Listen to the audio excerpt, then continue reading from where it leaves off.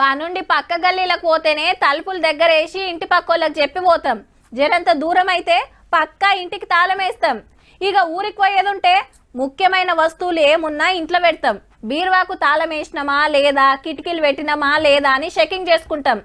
అంతేగాని బార్లా తీసి పెట్టాం కదా.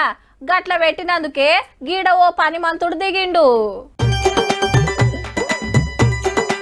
భుజానికి బ్యాగ్ వేసుకొని చక్కగా లోపలికి పోయిండు. ఎవ్వరు లేరు కదా, ఇండ్లే ఉన్నాయి అండ్లే ఉన్నాయి అని పుణుకులాడిండు.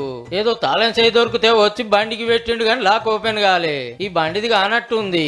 మళ్ళా లోపలికి పోయి రూమ్ లో బ్యాగ్ కనబడితే తీసుకొని పారారు. దొంగన్న పట్టుకపోతున్నది ఫోటోలు తీసే కెమెరా, స్టాండు, లెన్సులు మొత్తం కిట్ అందులోనే ఉన్నదట. 5 లక్షలు ఇల్వనట. సూర్యాపేట జిల్లా తిరుమలగిరిలో పగటిలేవో ఫోటో స్టూడియోలోకి పోయి గిట్ల పంతనం చూపించిండు అన్న.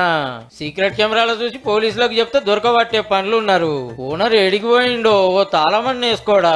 ఇంత లాపర్వ చేస్తే ఎట్లా అన్నా.